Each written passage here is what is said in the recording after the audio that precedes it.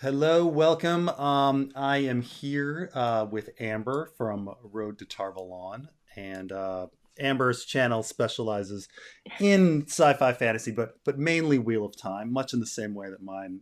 I do sci-fi fantasy, but I specialize mainly in Ice and Fire. But and we are here to discuss Wheel of Time season two, which premiered today for us. It's fresh. Yeah, Though Amber, fresh. you watched it like weeks ago, right? Yeah. I've had a while to digest it.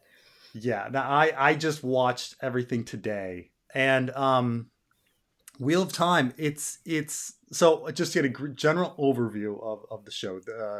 Season two premiered today. It's going to be 8 episodes. They released the first three on Amazon Prime. Um, we all watched. Well, I don't know if the audience did, but we all watched season one, which was filmed during a large part during COVID, right? Oh, there were lots of issues there, And so especially with COVID. overall, season two is not that I thought season one was bad, but season two is strikingly better. Like strikingly better Yeah. acting, strikingly better cinematography, strikingly better costumes. It's amazing how much better it is. It's like very noticeable. Like all of a sudden you're like, Yeah. whoa, this is they're really spending some time like thinking about these shots and letting the actors actually like act and interact and stuff. It was Um, surprising. I mean, season one was rough. And like you said, coming off of that, there was that moment when I was watching it and I was like self-doubting myself and I'm like, this really is better though, right? Like it's not just to me. This everything looks better, right? Like it I de- was gaslighting myself. it's definitely better all like not that I don't think season one was horrible by any means in any of those respects, but it felt small. It felt like soundstage. While this feels like they're filming on location in like real organic places, and it's just much grittier. The costumes and everything don't feel brand new, fresh out of the box. They feel like people have been living in their costumes. Yeah. Um, there's still pacing problems. I will say there's still pacing problems, but it's amazing to come in. What were your pacing problems? Well, so for Because someone I'm like just curious because I hear two different things and I'm just okay, yeah, so let's I go think into it. for someone like a fan who knows the story inside and out, you're constantly seeing Easter egg, Easter egg. Oh, how are they going to handle this meeting? How are they going to handle this scene? And for someone who I've read the first book, I have not read The Great Hunt, which is this is largely based on. Um, I'm coming in with kind of a general knowledge, but like I don't have this like. There's a lot of scenes where I'm just like, what why is this here? Why like Mhm. okay, starting with like we'll get into the first episode, but Yeah. the first episode there is a lot of time spent between Lan and Moiraine bickering, which Hmm. is fine. It's fine, but they bicker a lot, and that sexual tension gets built up a lot, which is funny considering Moiraine has also been made a lesbian, and Lan is supposed to get together with Nynaeve, and yet the sexual tension between Lan and Moiraine is like insanely high, and you're just like, Okay. why aren't they fucking? Like just fuck. Like that's all you need. And yet, but it's like no, but Moraine's a lesbian, and Lan is supposed to get together with like he has no sexual chemistry with Nynaeve. Like he has none. Okay. They have no chemistry together, and I understand that they're supposed to get together. And I understand that Moiraine is supposedly banging the head of the Aes Sedai, but like you have this entire like all of this time is spent on that, right? And I don't know, to a book fan, maybe that's all very important. But I'm like, okay, I get it. Like I get it. There's tension, you know. Right. Right. No, I agree with you. I agree with you. That was probably the one plot line that I cared for the least, Hmm. but I understand. I think I know what they're trying to do because, like, a big part of the books, there's this big problem with if, you're cut off from the one power and like how that psychologically affects people. Hmm. And they're spending like a lot of time really going into this.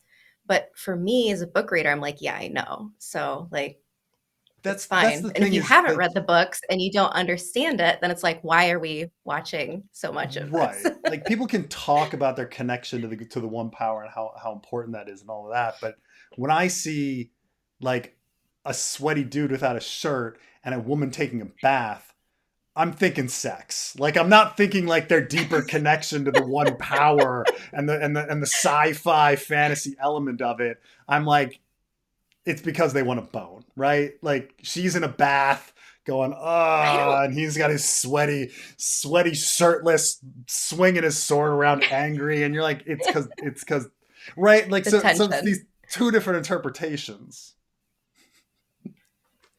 Yeah, I mean, I never got sexual tension from them, Oh, but God. but there's I don't know, like maybe it's something from like being so deep into the books, or I'm like, no, like that's just you almost get like a twin brain thing going on where you're like psychologically like bonded and connected. So like even if you're not like having sex, you're still like if you had like a twin, I Hmm. guess, like someone that's just that close to you that you know everything about them. It's more like that, but I don't know, like when you put two really It's funny hot because people in the you bring up twin, bathtub. and we bring up twin, and we're talking about when we talk about ice and fire and a lot. And you're like, well, we've got Cersei and Jamie. I mean, no, but it's no, I Yeah. understand. Like you're saying that it's the strong, passionate, like it's supposed to be a strong, passionate, fraternal love, or Yeah, in kind some of. other non-sexual capacity. The problem is that these are sexy actors, and Yeah, like, and the exactly. actors are made and put in very sexy positions. It's Rosamund Pike, Exactly. who's a very attractive woman taking a lot of baths, and the Yeah. actor that plays Lan is a very handsome man, and he has his shirt off half the episode, and Mhm. other characters are ogling him. So That's you I know, think that's it. I think that's it. I mean, I also get that like Rosamund Pike is the star of the show, which is an odd thing because so one of the things I noticed about and again I haven't read the second book, but I know it's similar in the sense that Rand is 50% of the book, and he's 50% of the first book too. Um, he is the main character of the books.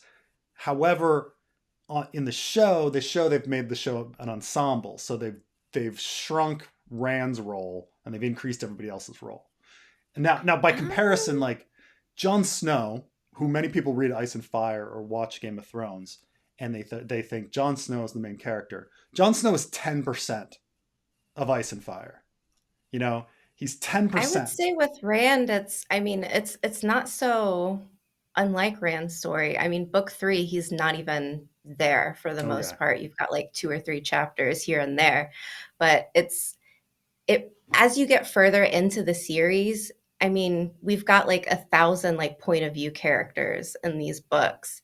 And the further you go in, like the less you spend with him, but he still is like the main protagonist. So Mm. like there's always that point where you're coming back to him because obviously his actions and thoughts are incredibly important, but it's pretty spread out, probably more than a lot of people would think. Yeah. I mean, I get it. It's sort of like I compare this to giving Theon and Jamie stuff to do in season one of Game of Thrones. Like they're gonna be important later, so we better expand the role because we've got who have these actors on contract, and you want to give them you're going to give them screen time. And so like Right. Rand in the books, he's the dominant character, 50% of the book, and but he's going to become less dominant as time goes on. So, but let's try to balance Yeah. that out. And so, but it's also that like Rosamund Pike is the biggest star, and so of course like you're gonna want to put her on screen the most because she's the draw for the show, Right. while everybody else is a nobody. Right. And so all of a sudden Moraine's character is pumped up, even though Moiraine is not necessarily the hugest character in the book. But Yeah, they had to give her something to do this season because season 2 is books 2 and 3 combined. mm, And those 2 books, like there's a lot of times that she's just kind of out of the picture. So like they had to do something with her. And you're not going to kneecap your star like that, yeah, right? yeah. Like, I did think it was an interesting choice. So the first episode, um, for the most part, Rand is not in it, because he's pretending to be dead. And I thought it was it was a nice stylistic choice where everybody else thinks he's dead, and so he's kind of dead to the audience too. And then near the end, he's introduced. They have a parallel scene where they all light lanterns. Our main characters all light lanterns at the yeah. time. I actually think they should have pushed it even later and had Rand's scene be the final scene of the episode rather than like. I think they introduced him like about three quarters in, and you're like, Yeah. oh, right, Rand isn't dead. He's actually out there. Um, but it was they ended the episode on a fight, which I think I would have put the fight earlier to make the episode a little more exciting, and then put the Rand reveal at the end. But nonetheless, it was the makeup looked great, cinematography looked Yeah. great. I did like the first episode a bit, though I thought the second episode was the strongest one of the pack. So did I. So did Yeah. I. The first and second have really great cold openings. I thought the way to bring us back into the series with that opening where the does he even have a name, the evil one that he fights at the end of season 1, and then It's it's Ishamael, but in the show they haven't really like named him, I guess. I don't know why. oh, They're trying to be mysterious about it, but he names himself Forsaken. It's Ishamael. It's not really a big mystery. is it spelled the same as Ishmael, or is it a little different there? Ishamael, I think. Oh, there's an extra syllable in there. Okay. All right. Because I was about to say, like, it'd be really weird to name him like, because it's a Middle Eastern actor, and you did name him a very Right? Middle Eastern name, and then make him the primary villain is a little weird. Um, but Yeah, a lot of the names have like very obvious like real world cultural influences. So yeah, it's so. I mean, before we get into to episode 2, I was doing a lot of thinking about Robert Jordan and themes of Wheel of Time. And I do mhm. realize that Wheel of Time he wrote at a breakneck speed at this point. I think the first 2 books came out 10 months apart. And like it just, thinking like he wrote practically the entire Wheel of Time series in the amount of time that like we've been waiting for Winds of Winter. Like it's Yeah. it's a law like, and so I understand that like it's amazing what Robert Jordan did, but at the same time, like it's not as deep as Ice and Fire. Like, you know what? Like there's I think about the themes that are represented, and like what is Robert Jordan saying, and then I kind of come to the conclusion that he's not saying anything. Like in this in this Okay. in this story, um women are the magic users, and men are not, because they go crazy and can't handle it. And Yes, men um are in timeout. right. And you're like, okay. So we've got this like big female collection of wizards, the Aes Sedai, and they're kind of evil, but they're trying to save the world, so they're not evil, but they're all shady and weird, and you're like, okay, well, what statement is being made? Like male magic is stronger, but wheel magic is more dexterous, but we don't really know what that means, and like it's and you're like, okay, what statement is Robert Jordan making about like sex and gender? It's And oh, you're like, okay. Okay. he's not really making any statement. He just made a universe where women were the magic users. Like, I don't know if he's making any like, Well, like without like big series spoilers, I think like the only way that I can say it without like I don't know. yeah, I don't want to ruin anything for someone who's like interested, but there is this big theme of balance yeah, and all of this infighting, all of this chaos. We're going back and the prehistory was like this utopian society supposedly, and when you see like the shift happen where men go in timeout and women are put in charge, like then we have like new obstacles, new problems, and just like with any society, like mm. whoever's on top, like things just too much power can do Yeah. I stuff, mean, I guess. I definitely thought about that. Like, is he making a statement of, okay, so like we want equality, and let's create a world where matriarchy is the problem. But it's not really that matriarchy is the problem. Like, there's still patriarchy here. The Oh Aes yeah. Sedai is Oh one yeah. example of matriarchy, but everything else is patriarchy. So I don't like, you don't know what it is. Like, I mean, I Yeah, there's understand like balance is this big thing, like balance and cyclical natures and stuff. Like on a somewhat simplistic level, like yeah. he's taking in like Taoism and Hinduism and Buddhism, and like throwing these themes Yes. out there. But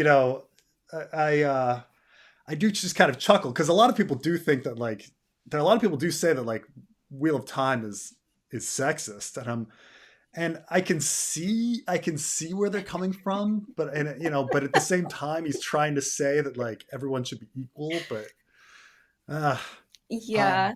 I mean, there's always gonna be someone though, right? Like that's true. somebody's always offended about something. Well, that's true. That's true. Um,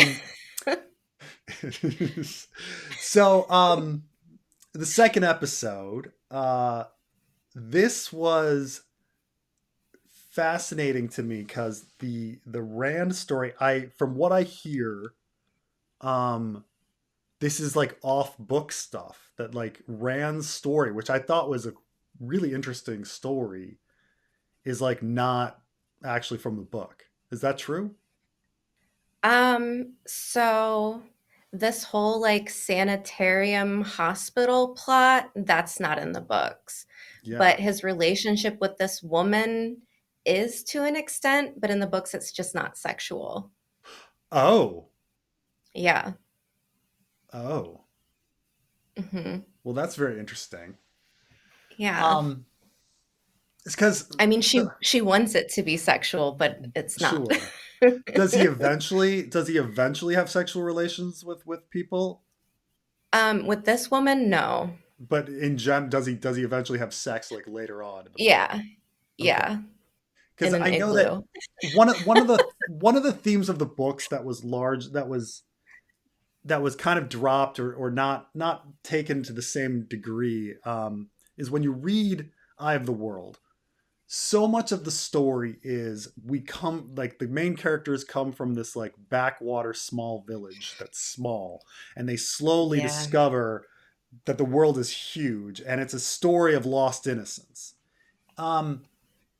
And with the show though, their village is actually kind of a bustling, diverse metropolis, and Matt is already a pretty like um, Jaded. experienced character, Yeah. and Perrin is already an experienced character. He's married, and you don't get the sense that, I mean, a little bit with Rand, and but that he's a little wet behind the ears. But you don't get the same sense as you do in the books that these are innocent Hmm. children and they're becoming adults through the story. They seem to start out as adults in the show a little more here.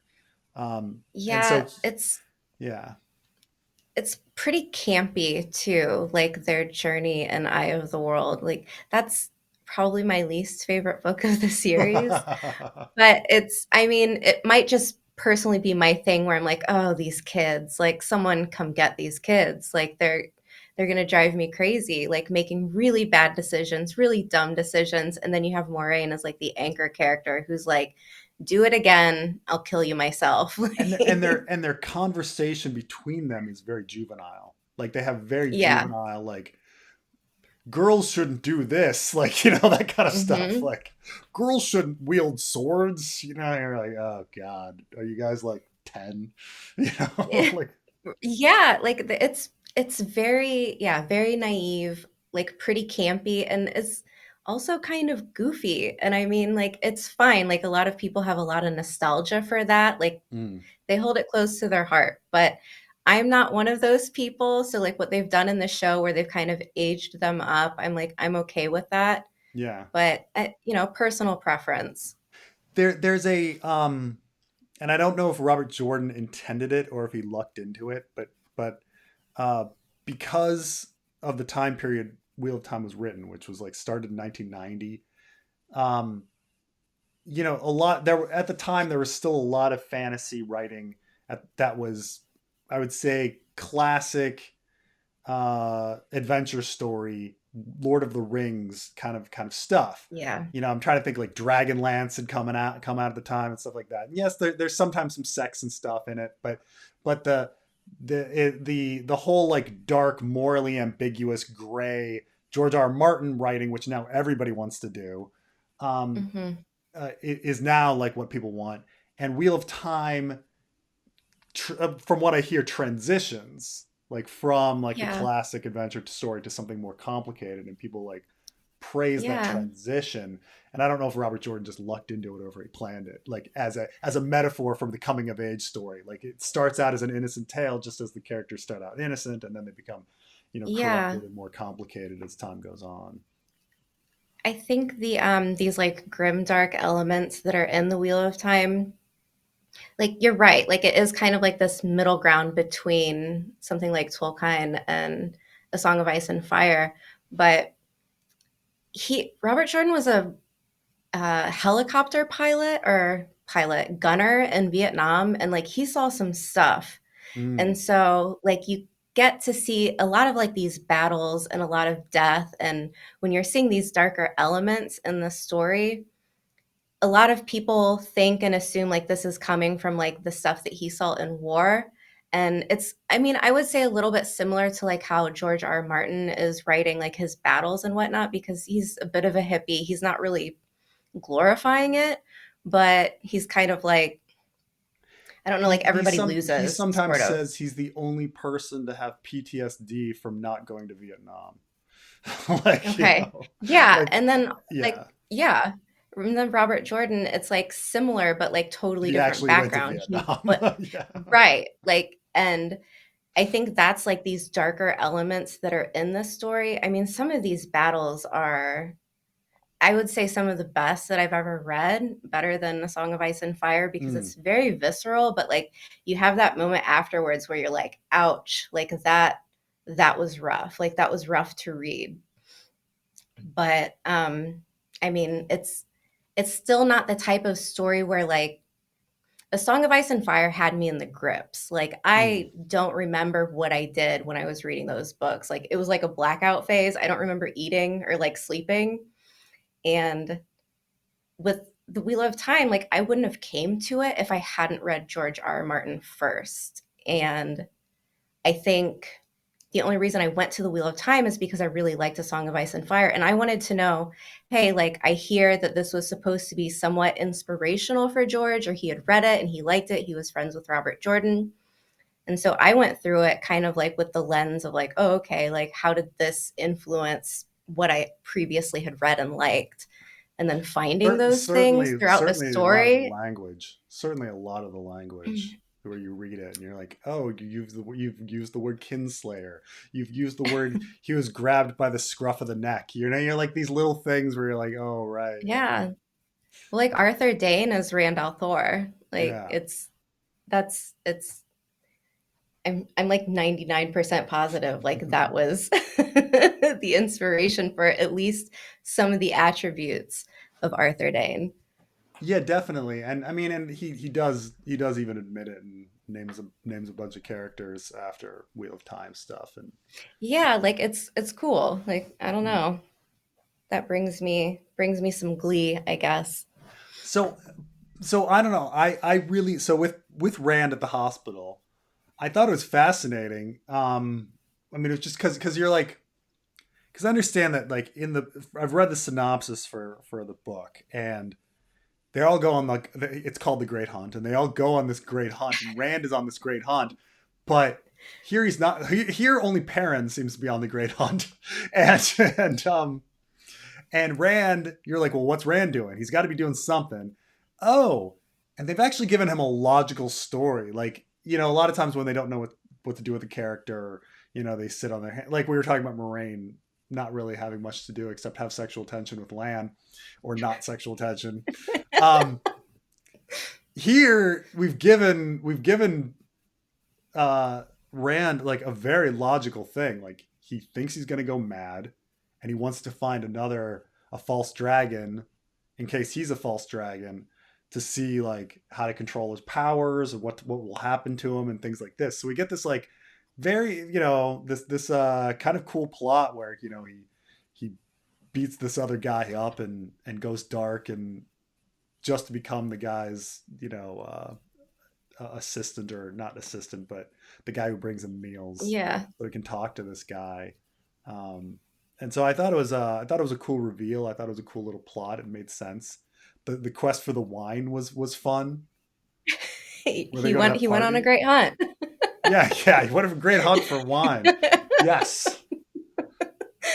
Um, by the way, the costumes are really cool. Like in the sense, because there's this Eastern theme of Taoism and like balance and the Mhm. wheels and stuff. Like a lot of the costumes are Eastern inspired. So Celine is like wearing a yukata or kimono at this at this like party, and Lan, you know, obviously looks like the samurai walking around and things like that. So it's Mhm. kind of interesting. But her costume was pretty interesting when they went to the party. Yeah, yeah. I liked that a lot. That set was really fun visually, but yeah, like all the Kyrianan people, like the upper class, I think it's like a French, Japanese, like that's how Robert Jordan wrote it. But yeah, like visually it's different. Like you can really recognize like certain things and then you're like, "Oh, but you've got like the big poofy like bum rolls and big skirts and stuff." Yeah, like the design of having, it looks like a medieval French village, but then there's pagodas, you know, that Yeah. come up. Yeah, to give it an Eastern element. So it's some fun East meets West kind of design. The design is Yeah. was it's a beautiful looking set and beautiful looking. I don't know if they do map painting or whatever there, but or if it's just all CGI. I'm not sure, but it looked pretty nice. That's the thing, is I Yeah. couldn't tell. It was fairly seamless. Yeah. But I really liked that. I really liked I don't know. I mean, you were probably like baffled, like what is Rand doing? This is not in the books. Well, like, yeah, I was a bit shocked, but I actually preferred that plot line the most in episode two. Like, I liked his little meeting with this older man who's like showing him like how he used to sword fight, and like I thought that was really nice. Like it was quick character work and it made sense. Also, it's funny. There was a moment when you know you first meet Celine, and he's banging Celine, and I immediately was like, oh, are they just trying to make like Rand seem like he's awesome? And then she's in bed with him, and she's like, you know what's great about you is I get to think about the person I was really in love with. And I was like, oh man, that's brutal. That's a really great. And since they're not like that, must be show only, right? Because they're not sleeping together in the book, or does she say the same thing in the book? Like this is hard to talk about without like giving Oh, big things spoiling too away. much. Mm, Yeah, yeah. there's Yeah, elements. There's Selena's important. Yeah, Selena's okay. important, and I think the next episode will be more about her, considering the name of the episode. I'm trying to think. Let's see some of the other highlights of the episode. Um, the character of Elaine is I she's love very Elaine. memorable kind of character. She's Yeah. very I mean, obviously kind of a dick, but like very memorable. Um, in an environment where a lot of the characters have chosen to be uh, stoic and noble, Hmm. it's nice to have a character with a little pizzazz. And so the Yeah. character of Elaine was very interesting. Being this royalty who is used to being a dick to everybody and is just like there, you know. Yeah. What I like about Elaine is she's so soft spoken, and you can tell like when someone really knows they're in charge, like they don't have Mm. to raise their voice or anything like that. And she's just like, "Yep, Yeah, that's me." amazingly that she's so biting. She's so biting without being like I don't know, like loud, or it's all everything she says is very subtle and so biting. So it's very good. It's very well written dialogue for her, and the way Yeah. the actress plays it is just um you know, she could play it obvious and farcical, but she plays it very subtle. And so she's a good ad. But Yeah. the most memorable scene for me in the whole episode was Leandrin with her son. Yeah. That was real Yeah. gut punch of a scene. Um, is that from the books at all? That's Oh, absolutely not. Absolutely okay. not. Like that is a big change, but I like it. I think it works really well. Something that's not explored so much in the books is like how like your age affects how you are. And you have these women who age very slow and they watch the world go by them and, seasons change, they stay the same, but we don't really learn about like how that affects them. Mm, And it was nice to, like, actually get that point in the story somewhere because it's something that yeah. I had thought about. She's also been such a caricature character. You know, being So so just theatrical. yeah, Yeah. so I mean, she acts evil, she acts mean and evil, she looks mean and evil. She's the funniest looking face of anybody in the show, where you're just like, what's up with, you know, like um and then they give her this humanizing scene that's pretty incredible. Um and so bravo to added scene of that. Yes. Yeah. Yeah, I really liked it. I mean, I thought it gave her a lot more, like, than her book counterpart, because book counterpart is just kind of like, "I'm mean because I'm mean," and yeah, this is better. Yeah. I think I've blended my memories of the second and third episode because I was talking about all of these plot lines, like Celine and the party and his relationship, and um, uh, like Rand and and then I realized that yeah, that just had continued on because I guess I watched these episodes like together. Um, what was your opinion of like Nynaeve going through the arches and that kind of story? Um, That is like almost exactly how it happens in the books. Little things are changed, but I wasn't a fan of like the fake out, like, oh, like she left and now she's living her life somewhere else. Like, oh, fake out, it was part of her test.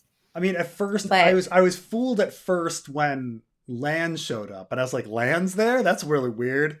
And then the minute she goes to the village and Piran and Matt are there, I'm like, oh right, this is some dream or alternate universe right, or something, you know. You know, I'm like, okay. right.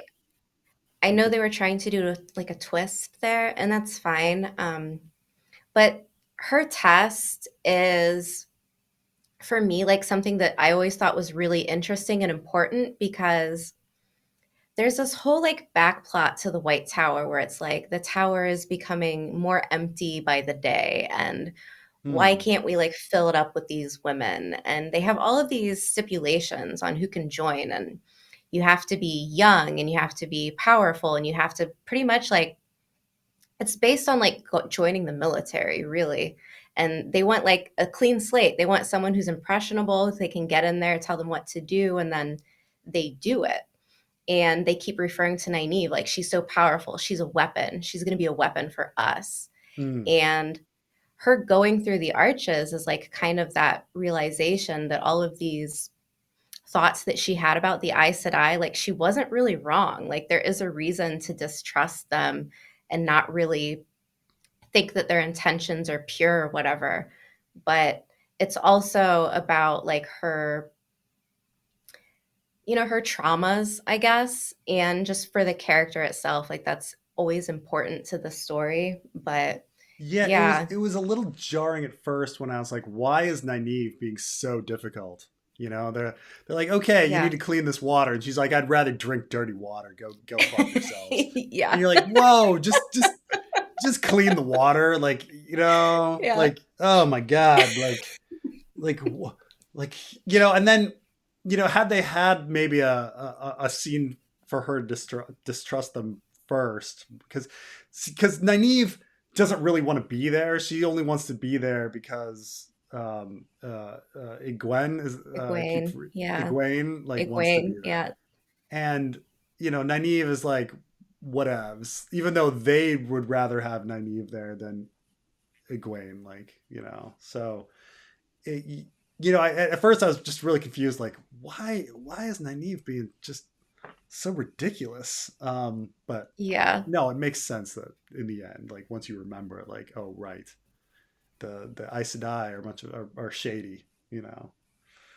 um Yeah, I think it's funny too, for like as much as people are like, "Oh, it's like a female-centric, like feminist story." I'm like, but is it?" Like, oh, I mean, it's is it definitely not, though? it's definitely not like No. I mean, there are elements here and there, but like propping up the Aes Sedai as like these like very grand people, like there's two sides. Like it just depends on the person. You do have people who want to go out into the world and help for the better, but yeah, you have other people too who are, it's just like a power grab. right. I mean, yeah, I mean, the Aes Sedai are a funny organization, like, and It's I would never yeah. say that I would never say it's an empowering message, because like they've made the Aes Sedai one into like the most scheming, catty. Most of them are man hating. Most of them are, of course, lesbians. Like they can't hate, they hate men, and men can't be around them because we can't have a powerful, no man can handle a powerful woman. um these ideas, like, but at the same time logically it doesn't make any sense. You're like, hasn't the Aes Sedai been around for like a millennia? Like society hasn't figured out like Yeah. how to get along with them, like powerful women in the world have husbands, like there's plenty of men who are willing to be with powerful women. Like it's not even if you're gonna say it's like there'd be self-interested men that'd just be like free lunch, like there'd be a million dudes, right?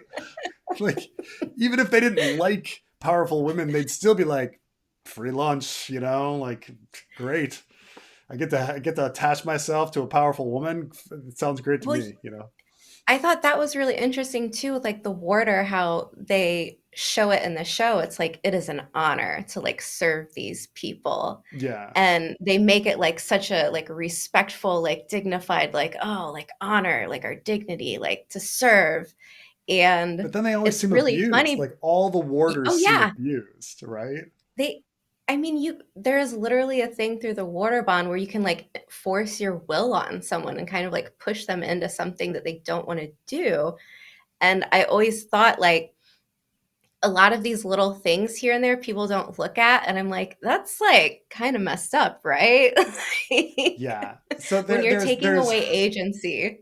there's It's one yeah. woman there's one woman who is in a polyamorous like warder Yes. relationship where she likes getting banged by two guys at once. So she's got two warders, and clearly like one at least one of them is not really happy with the arrangement. Like it's very clear that he's like, I feel like a third wheel, like, Yeah. and you're like, Yeah. oh, like there's clearly some like power imbalances and abuse going on in that relationship.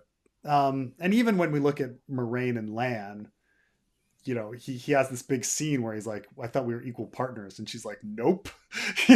Like, nope, we are not Yeah. equal partners. Like, I'm very confused about that line though too, because I'm not quite sure how she means it, because he's like he's like a prince consort. Is that what it's called? Like he's in line for like a nation that yeah. died. So like her saying like we're not the same, I mean, we couldn't be on equal They levels. left it Yeah, that's what I'm ambiguous where like saying. she could have secretly been said like you're above me. That's like Right. he clearly interpreted it like you think you're above me, but Right. she could have secretly been saying the opposite. Yeah, I'm curious to see like if that ever comes up again. Probably. I mean, I'm just saying they need to give as much time to Rosamund Pike as possible. I mean, Roz. the what do you think of the new Matt?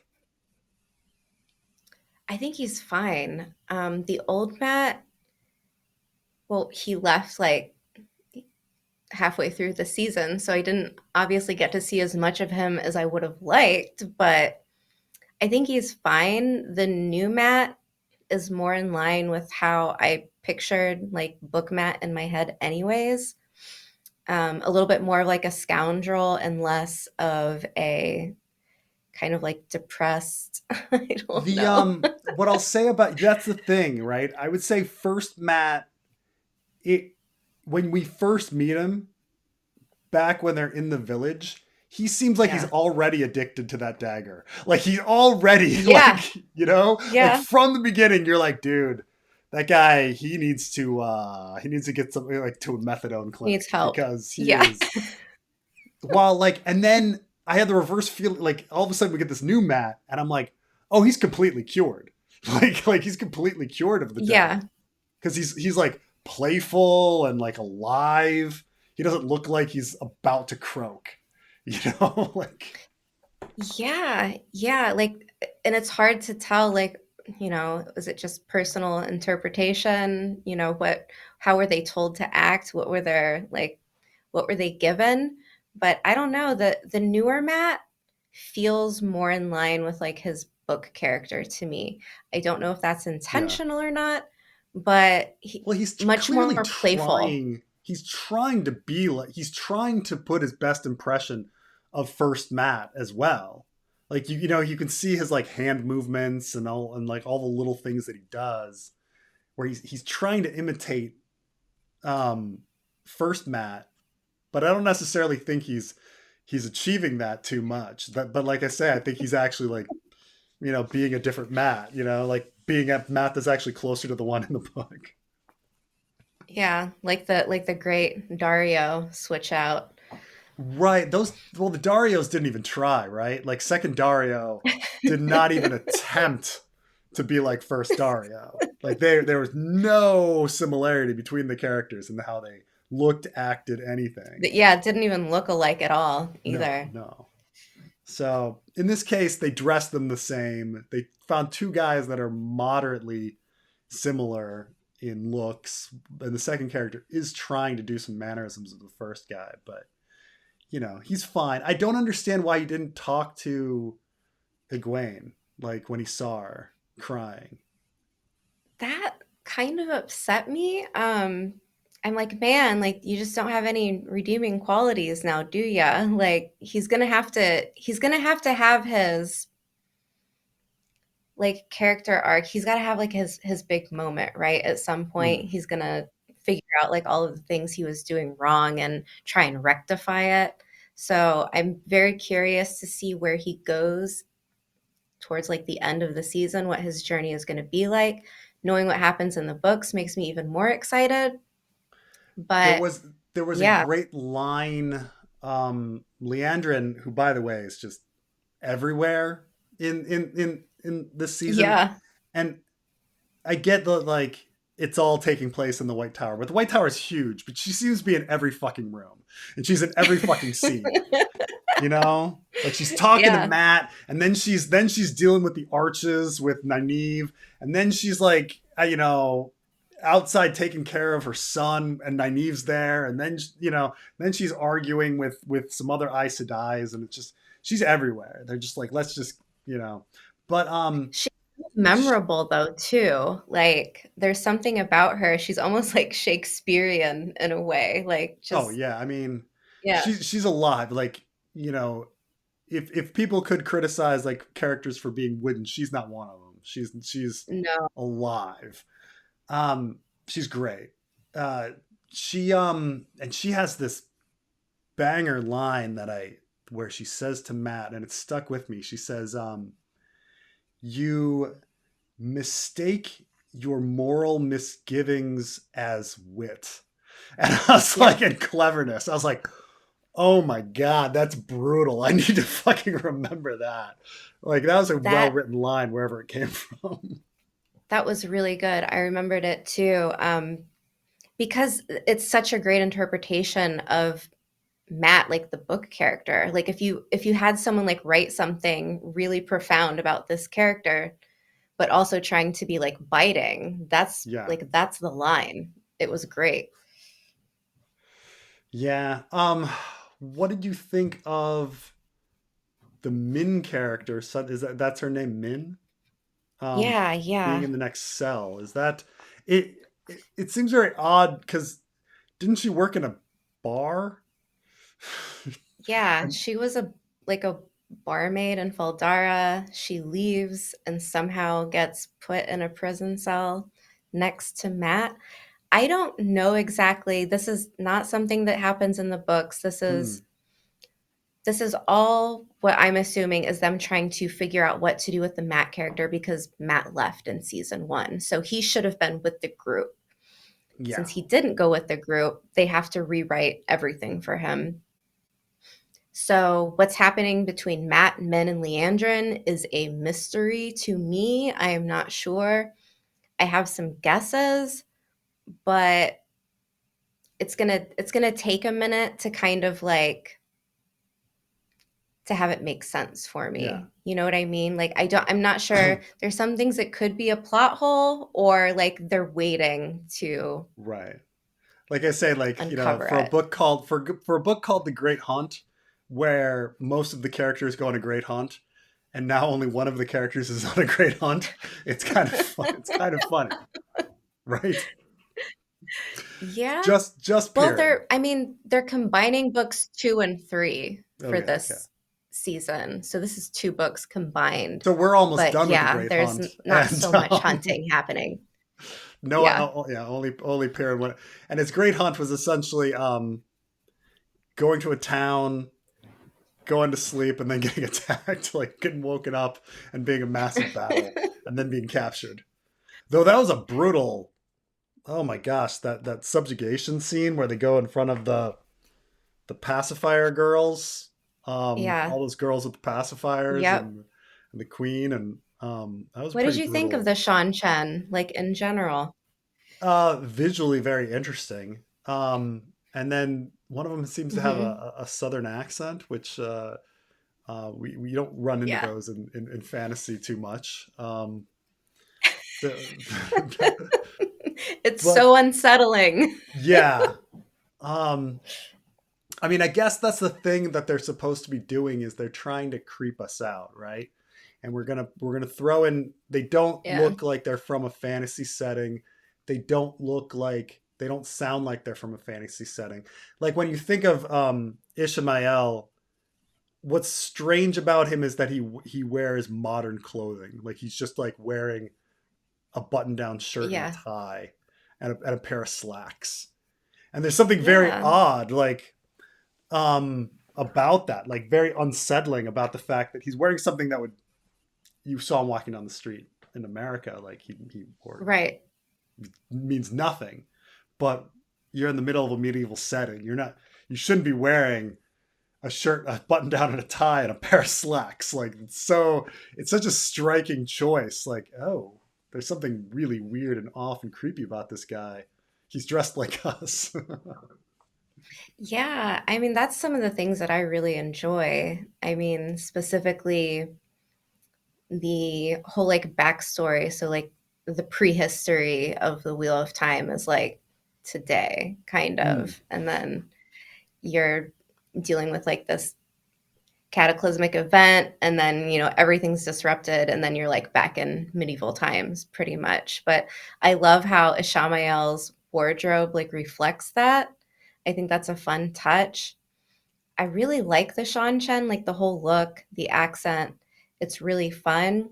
I'm really curious if we will actually go to like the Sean Chen world, like their like land, mm, and see mm. like what it looks like over there.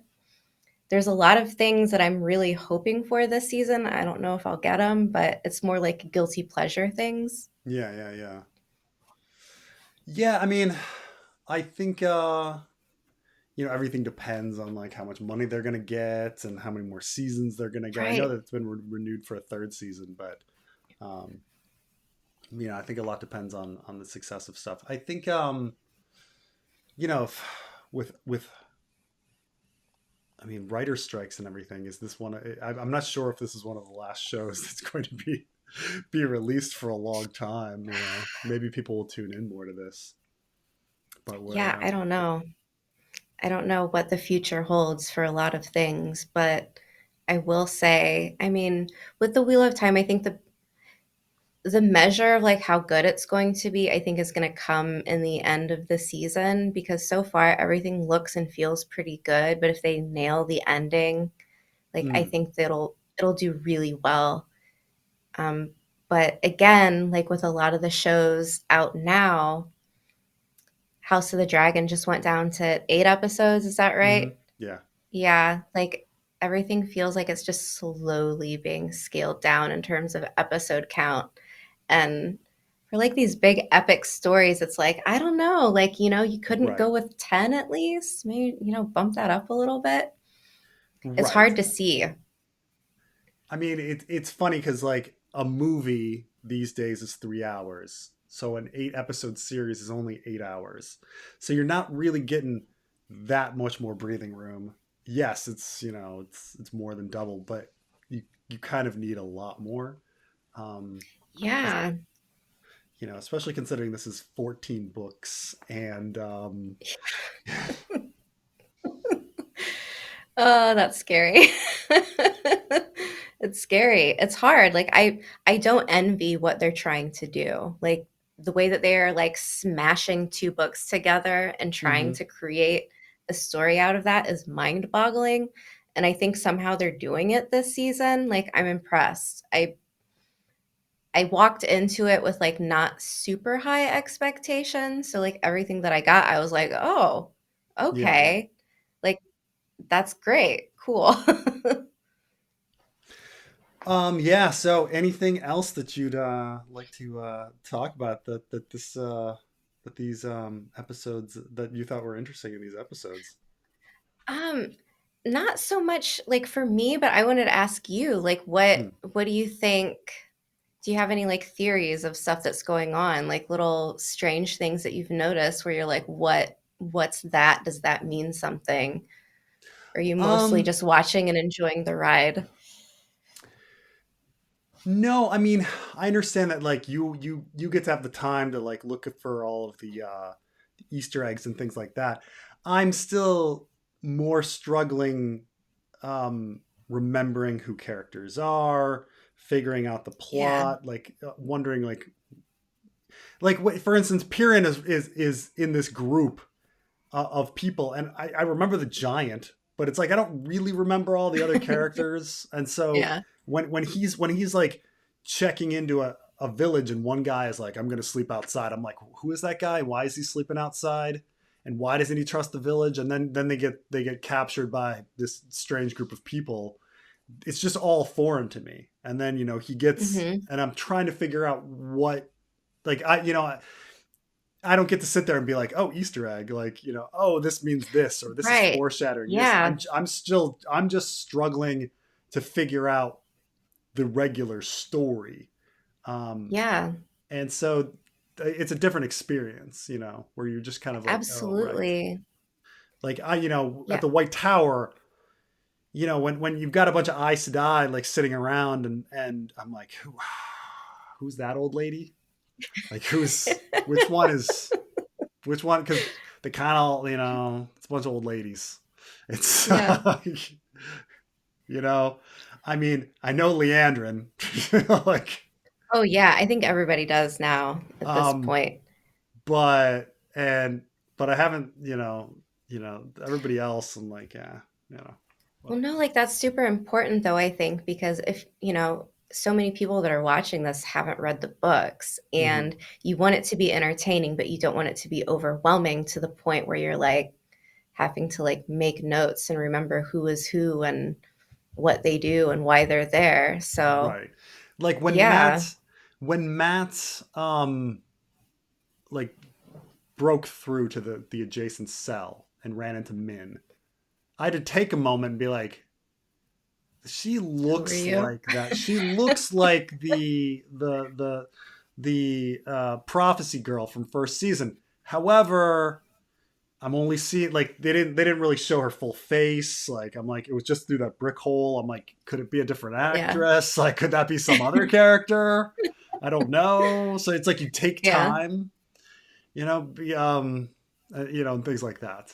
Uh, but I don't know.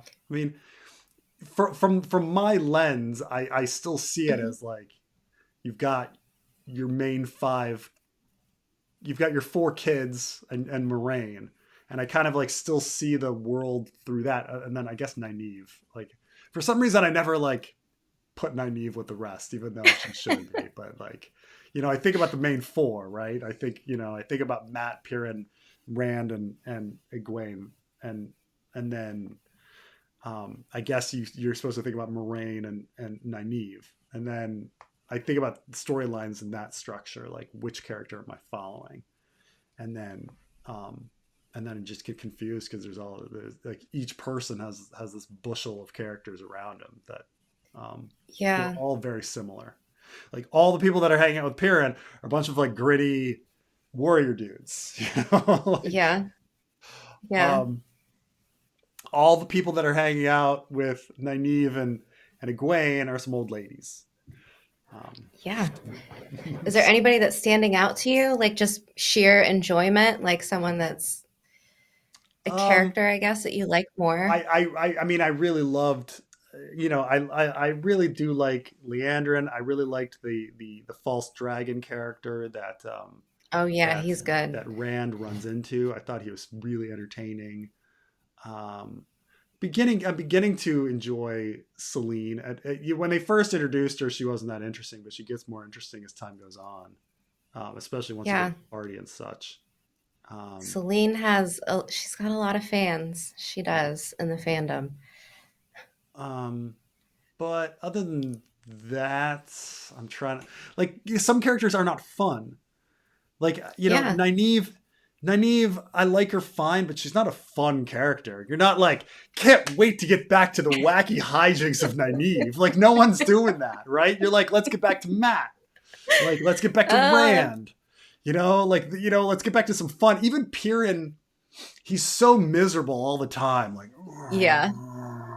you're not like, Yeah. let's get back to that brooding dude. Like, so That's what's so hard about the first couple books of the series because it's the same way and you're like, you just want to like shake these kids and be like, snap out of it, like get your shit together.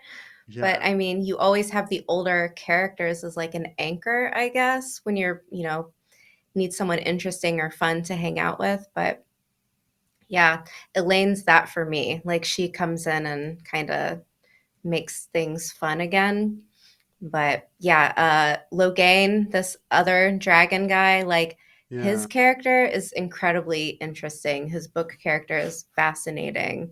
and I'm really excited where they take him. I guess, yeah, I guess I'm just looking for some lively characters and some comic relief, and there's not much of it. Like, it's a very serious show. Oh, okay. You know, it's a Wow, very you think? Okay. yeah. Well, I thought it was like much more like kind of a little bit more goofy, I guess, or campy than like something like A Song of Ice and Fire and House of the Dragon. Hmm. But I don't know. Like for me, that's how I was feeling with House of the Dragon. Liked it, but I was like searching for someone to like, who's my anchor character here? Right. I mean, House of the Dragon, like, if there is humor, it's like it's dark humor where the people are so Yeah. fucked up you laugh at them because they're so fucked up, right? Um, it's that kind of thing. Like, oh my gosh, like there should be nothing fun or funny about Laurie Strong, but he's so ridiculously over the top that you're just like, that's just silly.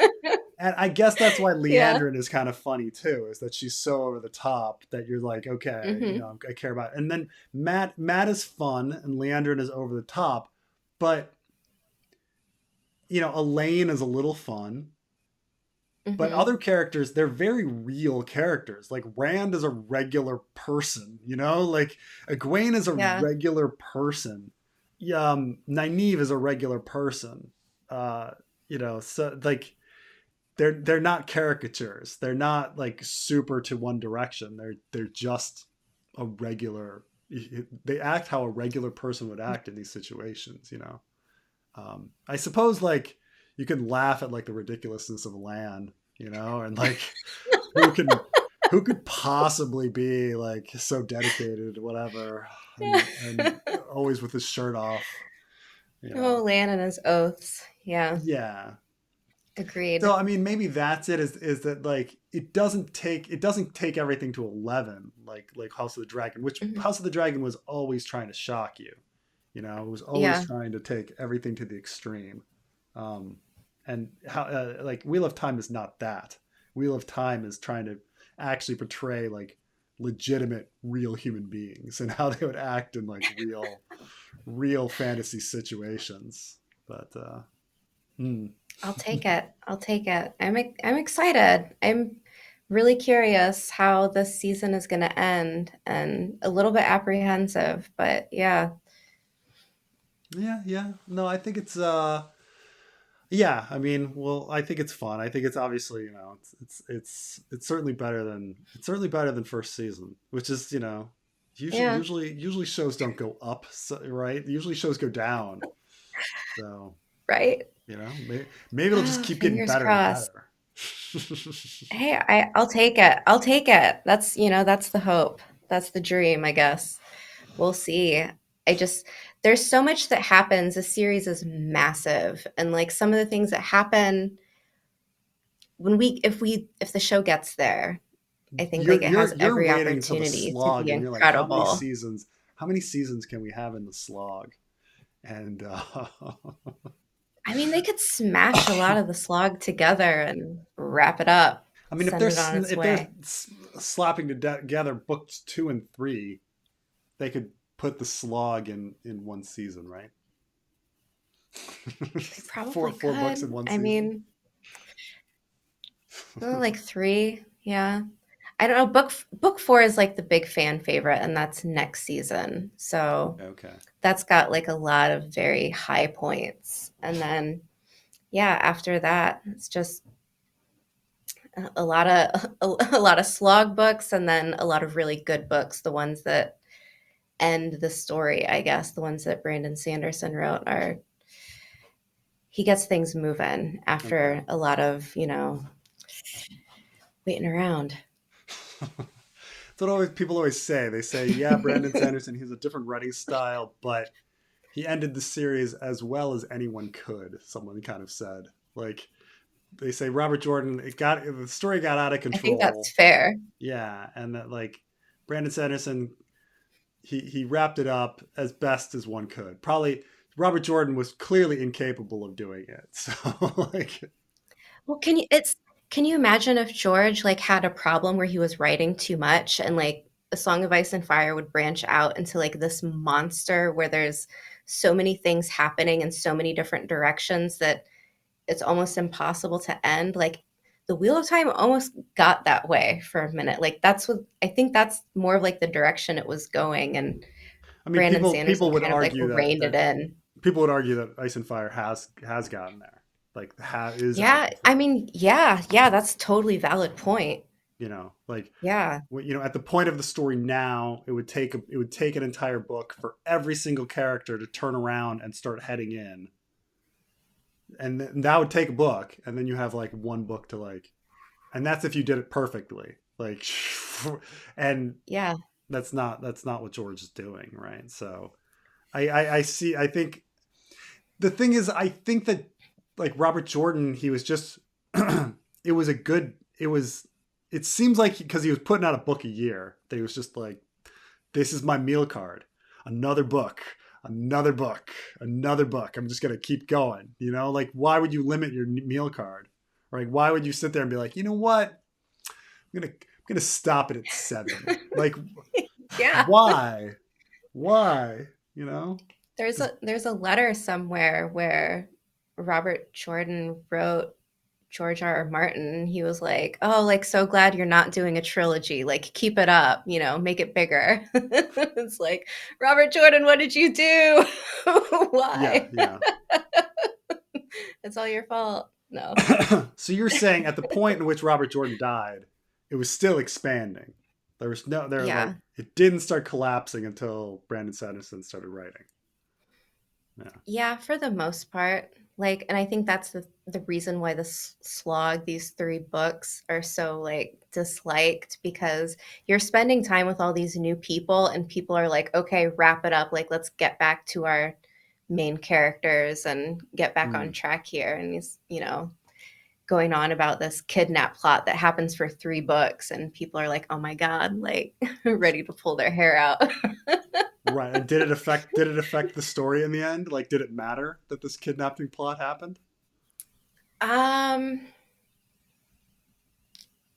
Kind of for Perrin, yes, but I mean, you could have done it a million other Yeah, different yeah. ways. So, Yeah. I mean, some people say, I think I've heard that Wheel of Time is about like trying to get all of these political entities to all align and do one thing together. And um you like, if you're telling that story, it doesn't matter how many political entities you have. Like, if your story is about, okay, I need all 5 powers to like get along and mhm. fight. Well, I could make it 12. I could make it 15. Like, it doesn't matter. Like, I'm still telling the same story. It's just now I'm just increasing the number of political powers that need to like now align, right? But I mean, Yeah. I'm basing this on what I hear. I don't know if this is true. Well, yeah, to an extent. To an extent, like towards the end, it's like, all right, everybody, like gather round. We've got this big thing that we're gonna do. Who's in? And of course, because like there's, disruption in the balance, nobody can really find like who's going to be the leader, who are we following. You have Rand obviously, but like who's controlling the armies, who's in charge of this over here, and too many powerful people not really wanting to deal with that. Mm. But I don't know, like the ending, the last book is, I think, like if you were to read like the last battle, like the climax of the story, if you were to listen to it on audiobook, I think it's like 10 hours or something like that. Like, so that alone is very frightening for the show. Like, I don't know how you would cram that into a It's an entire, like, television an show. entire book is a battle. Pretty much, yeah. Like, start Yeah. to finish, it is just people getting wrecked, like, all over the place. All right. Well, Yeah. because everybody needed a shout out. Everyone needed the. I mean, I guess it's Yeah. kind of like Avengers Endgame, where you need to show every single hero that's appeared in the Marvel Cinematic Universe because we introduced them. They have to be here. Right. So you But a know. lot of it is very fulfilling, so I don't know. We'll see. We'll see. All right, all right. Are we wrapping Well, it up? yeah. Um, Yeah.